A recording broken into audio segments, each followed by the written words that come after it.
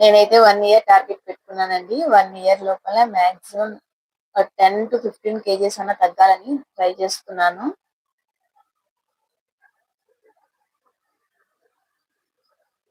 So target fix చేసుకోవాలి.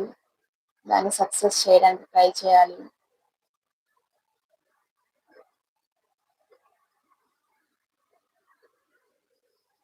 నేను నా ప్రెగ్నెన్సీలో వెయిట్ అనేది చాలా గెయిన్ అయ్యాను పోస్ట్ పార్టం తర్వాత కూడా. సో దాన్ని రెడ్యూస్ చేయడానికి నేను 1 ఇయర్ అయితే పెట్టుకున్నాను. ఏదో ఇమ్మీడియేట్ గా 1 మంత్ లో 2 మంత్స్ లో తగ్గిపోవాలనేది కాదు నా టార్గెట్. సో స్లోగా మన హ్యాబిట్ కూడా అలాగే ఉంచుకుంటూ కొంచెం చేంజెస్ చేస్తూ 1 ఇయర్ లోపల మాక్సిమం ఎంత అయితే అంత తగ్గడానికి ట్రై చేస్తాను. సో 1 ఇయర్ మనం ట్రై చేసామంటే ఆటోమేటిక్ గా అది మన లైఫ్ స్టైల్ అయిపోతుంది.